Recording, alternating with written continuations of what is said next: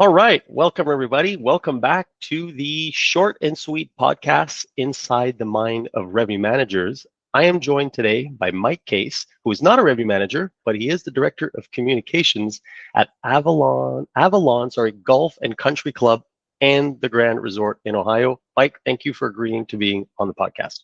You're welcome. A pleasure to be here. Very exciting. So let's dig right into the questions. Number one, tell us how you got into hospitality and tell us about your current role. Well, I was in local television broadcasting for about 30 years, and it was just about time to go. I was doing the morning news, and I had to get up at 3 in the morning for a long time, almost, 15, 20 years doing that. And I just thought there's a shelf life for that. Your body, it's not really meant to do those types of things, to get up at that hour and go to bed at that hour and not sleep very much. So I was looking for a change. And this company was one of the better ones in our area. And they invited me aboard to do some sales, to do some commercials, to do voiceovers, and to bring a little more exposure to the Avalon Golf and Country Club and our hotel resort called the Grand Resort. So I was kind of brought in to do that. And so far, it's been really good. And our footprint has gotten larger and larger. You look like a TV personality to me, Oh, actually. thank you. Yeah, you got Real that. hair. This is real. Yeah, it's the whole thing, the whole package. Yeah, and great hair, exactly.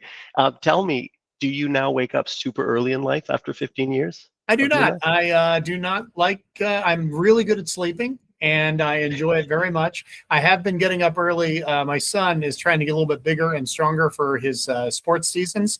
So we're getting ready for baseball. So I have been getting up right around 5 and meeting him at the gym at 5:30, but I don't like it. And I make that known every single time I go.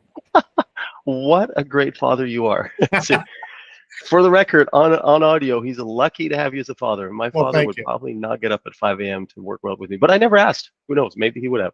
That's true. So are there any ways you're experimenting with AI, whether that is yourself in your role or the company, and you don't have to disclose anything you don't want to disclose, overall, Avalon Golf and Country Club and so on? Well, we're old school here. We have an owner that's in his 70s.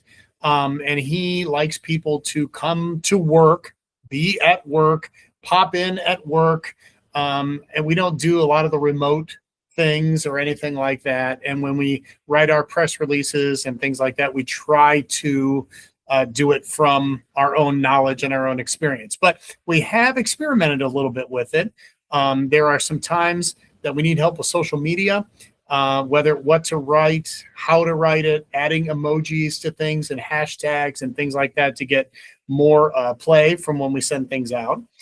We have used it for ideas for commercials and things like that. Hey, write me a commercial that discusses this, this, and this, and we put in all the keywords and stuff. And sometimes we go off that a little bit, and we have done it a little bit. It does make a press release a lot easier when you can use AI to do it. So I guess we have, cheated a little bit and used it in that manner, but we have not really gotten to the point where we use it to formulate too many sales plans and marketing opportunities out there and return on investment and things like that. And I'm sure it's coming, but we haven't done that yet.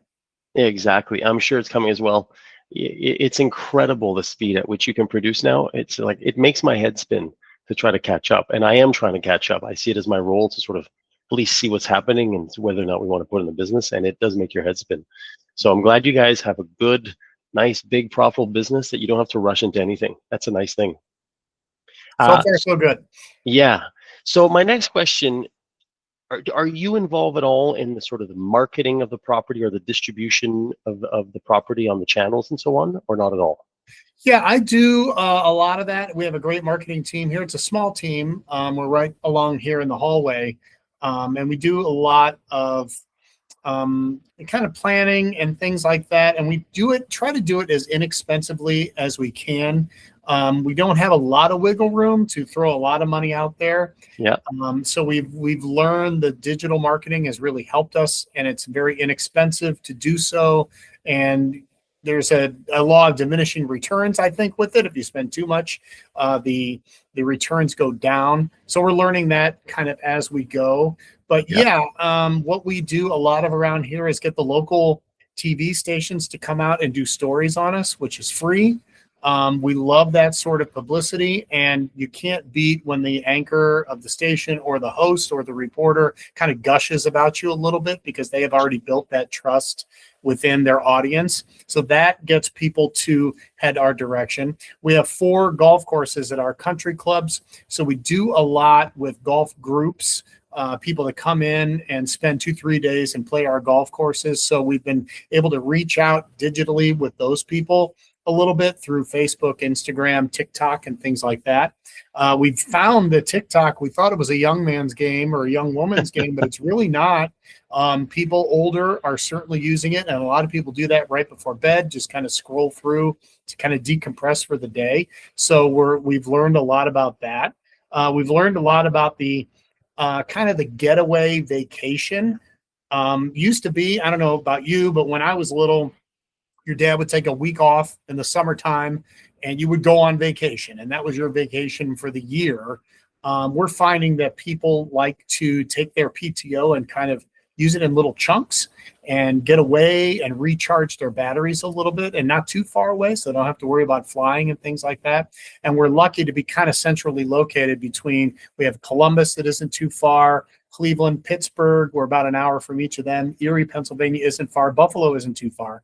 So we have that to draw on, and we Yeah. could do a better job to market in those markets. But we have seen a lot of people come and just kind of enjoy the place for a couple of days, which has really helped. Now, do we need more help in the wintertime? Yeah, we do. But the summer times we do very, very well. Good. Well, then I'm going to ask that question, since you are very involved in that, and thanks for sharing all your tips and tricks. That's really helpful. It's not usually, I'm usually talking to people who are talking about channel distribution. So you kind of like, here's some other ideas on how to do this.